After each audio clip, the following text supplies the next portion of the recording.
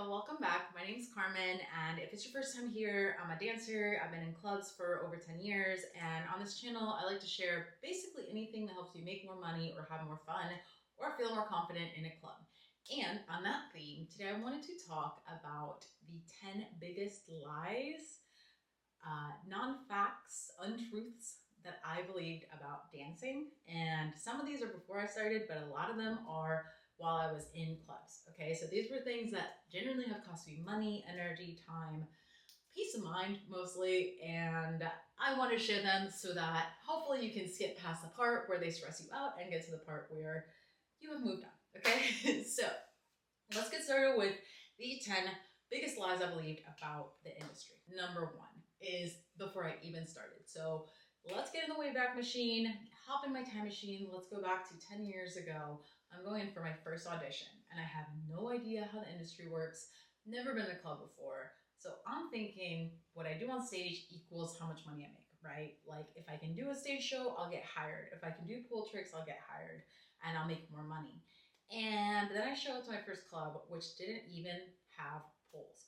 Like they just straight up had 3 stages and no poles and did not care because their business model had nothing to do with pole work or with the stage. Not every club is like this. Obviously, there are clubs with poles. Obviously, pole dancing and stage work can make you money. And there's even clubs where that's most of your money, like most of what you make will come from stage. But that said, at a lot of clubs, and most of the money I've made as a dancer by a huge percentage is not from stage.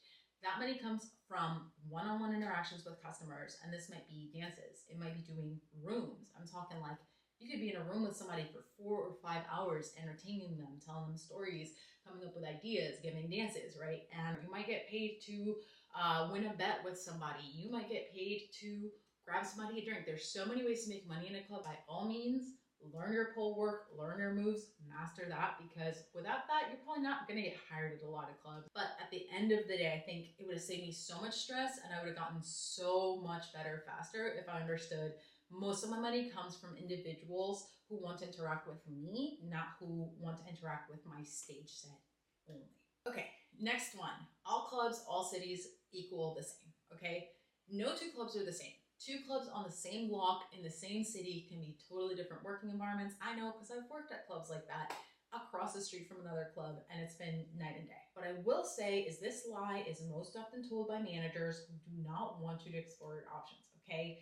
There have been clubs I worked out with bad scheduling policies, other clubs with terrible management, other clubs with a locker room that was not it, clubs where there weren't a lot of customers coming in, right? And at all of those clubs, the common denominator is every manager would have you believe this is the best club in the country and you're so lucky to be here, and how dare you if you ever complain or have a bad day or don't make money at our club because it's not our fault, right?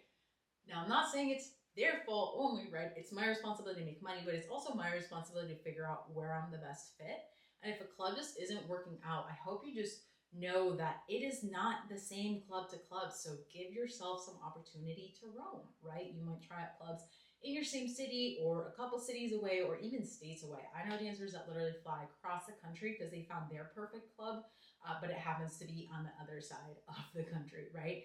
But it works for them because that's where they make the most money, they're the most comfortable, and the club has the best policies for that. I don't think there's such a thing as a perfect club, but I do think that there are clubs that might be a better fit depending on your work style, your dance style, your scheduling, etc., etc. And you know, if you're not loving where you are, make sure you explore, because it is a lie that they are all the same. They're definitely not. Next lie, and this one's gonna get a little personal, is I thought you had to be fun to make money. Okay, I'm very introverted, I'm very socially awkward. I don't wanna be in a crowded room with a lot of people being super loud and extroverted and over the top and like, And I thought for so long that was how you made money in the industry, and worried so much that if I couldn't do that, I wouldn't make money.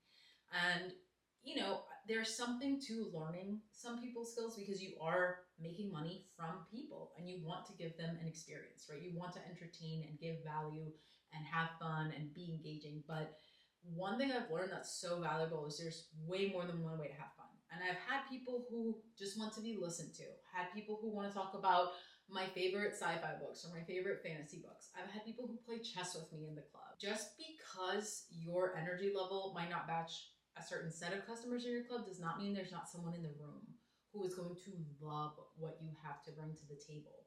And, you know, it's half and half because you still have to approach them. You still have to be comfortable with reduction. You have to be comfortable with hearing no. But the great thing about that is all of those things you can practice. All of those things are skills you can grow. End of the day, once you manage the basic customer objections and you figure out how you want to approach people, there are going to be so many people that love that shy and introverted and calm and peaceful side of you. So tap into both, right? Be able to be that party girl if that's something in your wheelhouse, but also understand, don't beat yourself up because it's not your personality.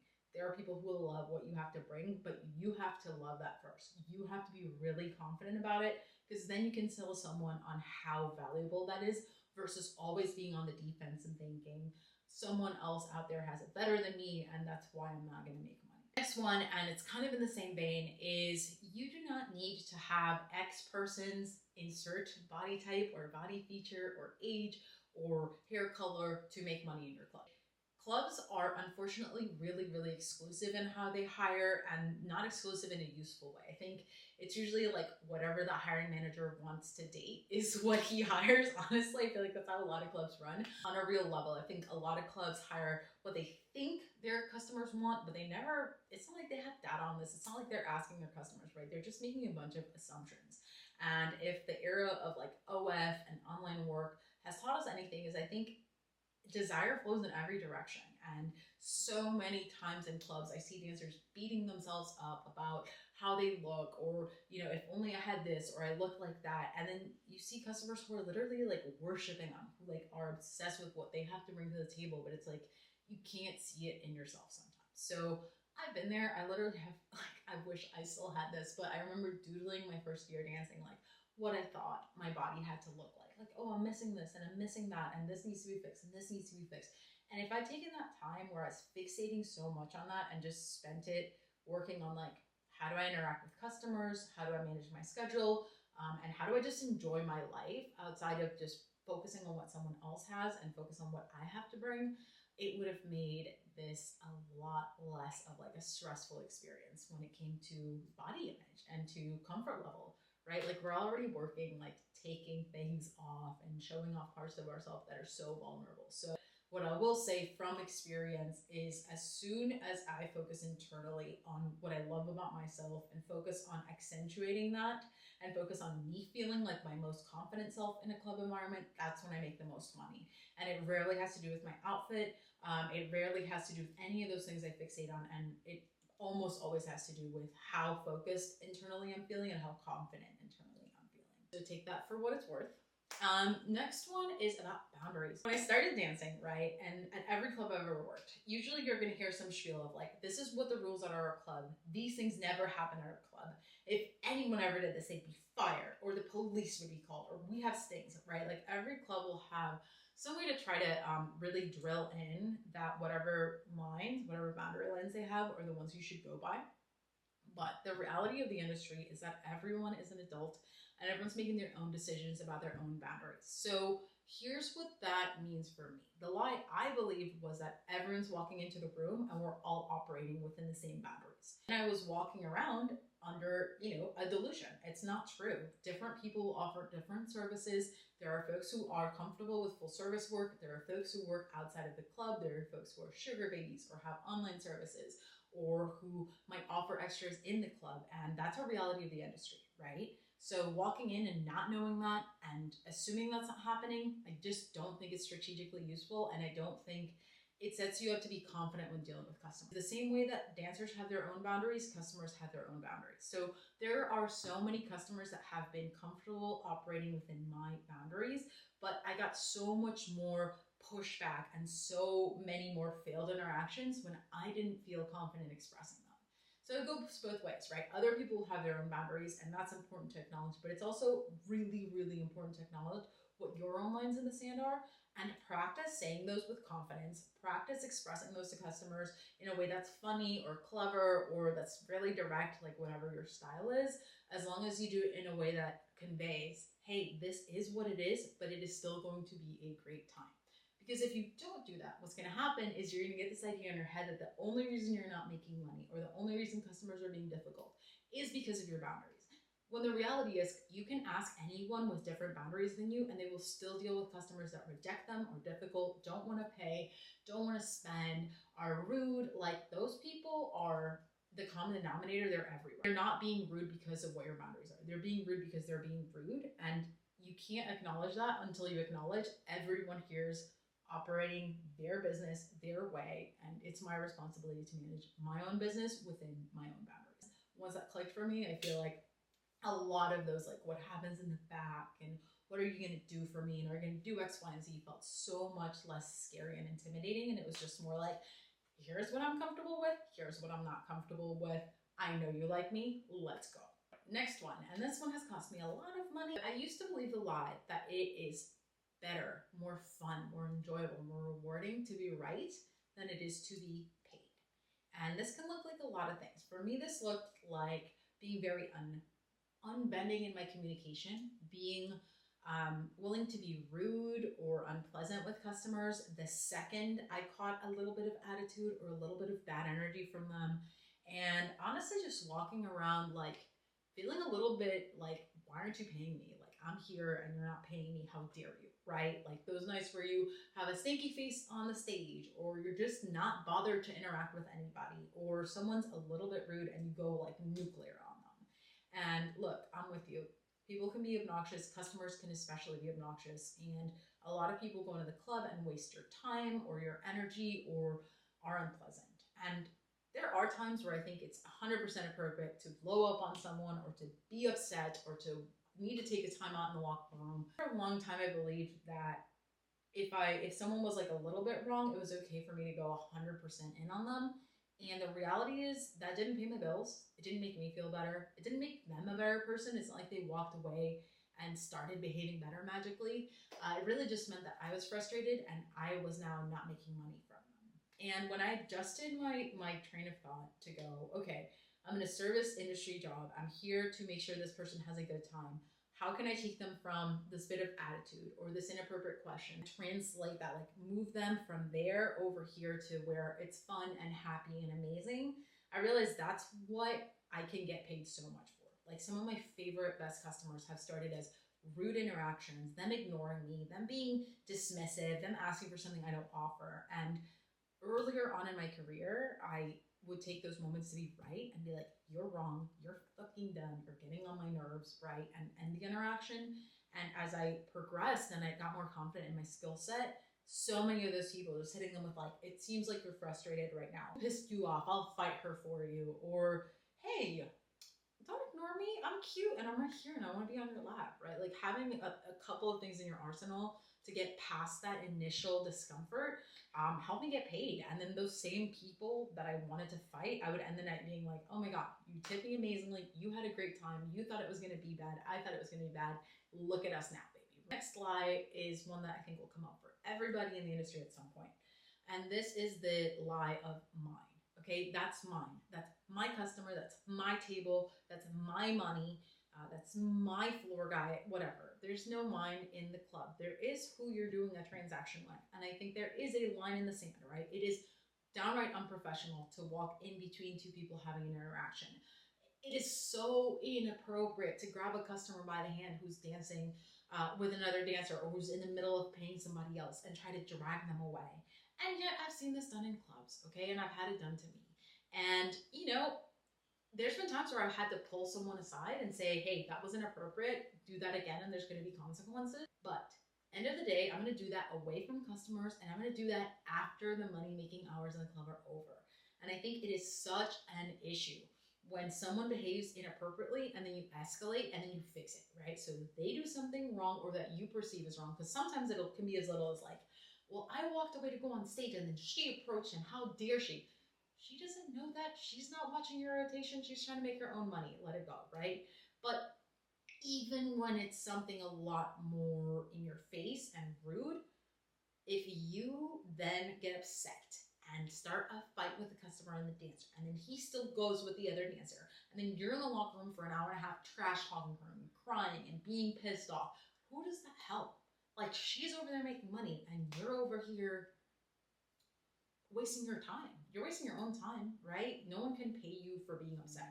So I think it's totally fair game to demand respect and to have basic professional courtesy in a club, but at the same time, you're responsible for your money. So if a customer moves on, or a regular doesn't want to see you anymore, or he's sort of flirting with someone else or spending time with someone else, unless y'all are in a monogamous, committed relationship outside the club and one of your boundaries is he can't go into clubs and pay somebody else, not yours, okay?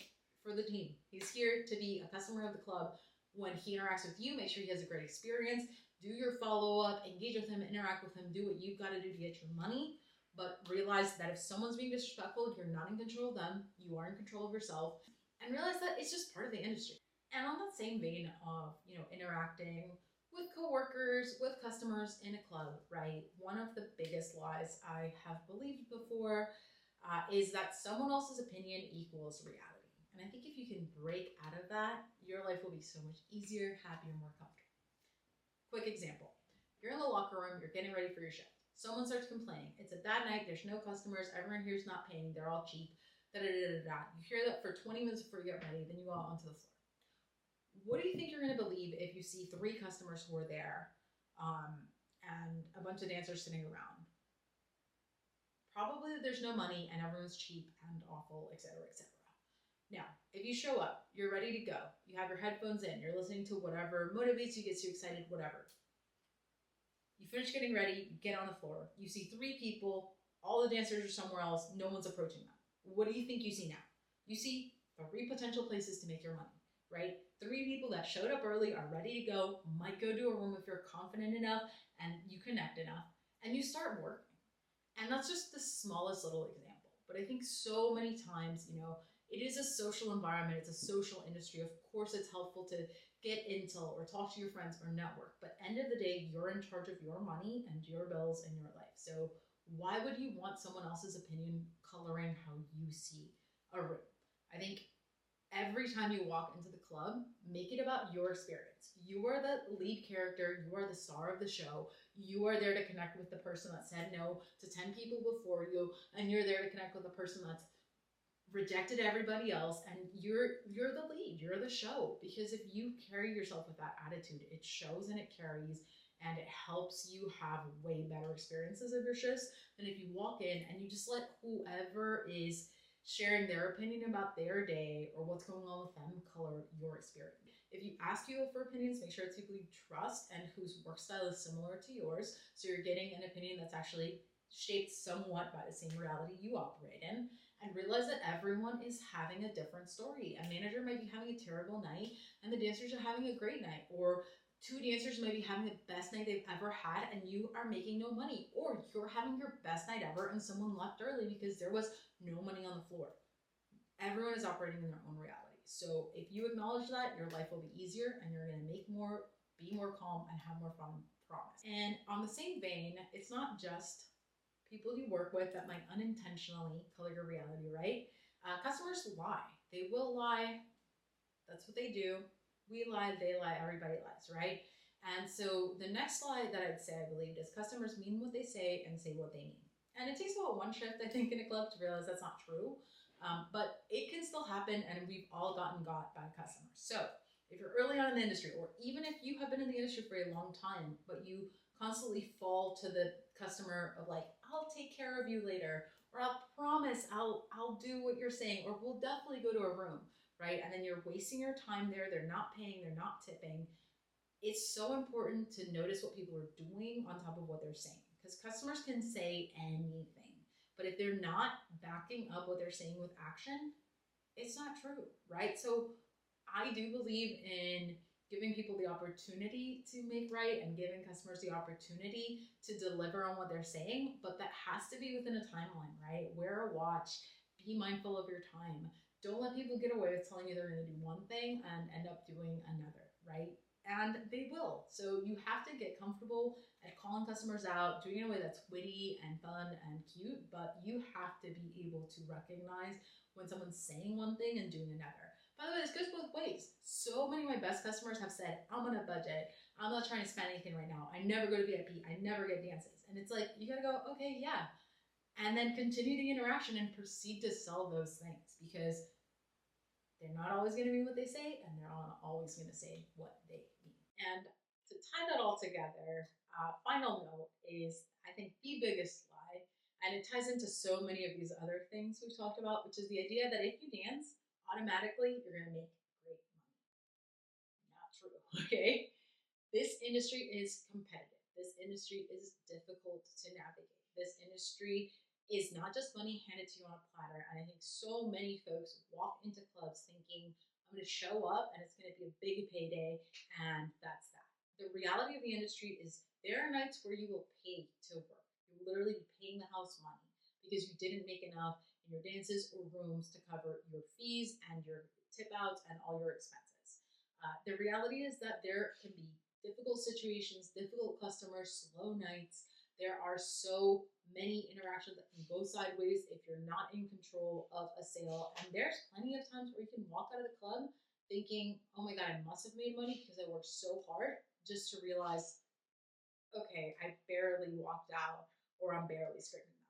And I know that because I did that for years. Like the first 3 years of dancing for me were not lucrative, were not all that profitable, were really, really difficult. And I think the only way I got there was realizing that this idea I had in my head from TV and shows and even from friends, right? Of like, because you're dancing, you will make all this money. Not true. It's not automatic. It's effort, it's work. And so many dancers are so smart and work so hard and have so many tricks up their sleeve that help them get to where they are. But when you see that dancer at your club that's just moving and grooving and doing their thing, and you think it must be so easy for her, realize that she probably put in a lot of time to get there, that there's probably a lot of method to the, perceived chaos in a club, and that the more observant you can become of that, the more you can learn from those around you, from resources online, from online communities, from asking people in your club, asking people with more experience and more time, bringing them into your VIP room so you can see the way they operate. All of that is going to help you make that connection, right? So that your time there does grow in value, right? Just because you're there doesn't equal automatic money. In the same way that in any other sales job, just because you show up to the door doesn't mean you're going to close sales. So I think those are the 10 biggest lies. They definitely have affected me a lot. I hope there was some insight there, some useful tips you can use to get past some of those. And if there's any I missed, make sure to drop them in the comments. I'd love to know any lies you believe about the industry. Thanks for watching. Make sure you hit subscribe. I'm going to be back and making more content and more videos in the coming months. I know I took a long break there, but yeah, I'm back. I'm super excited to keep talking about the industry and keep making videos like this, and let me know what you want to see next.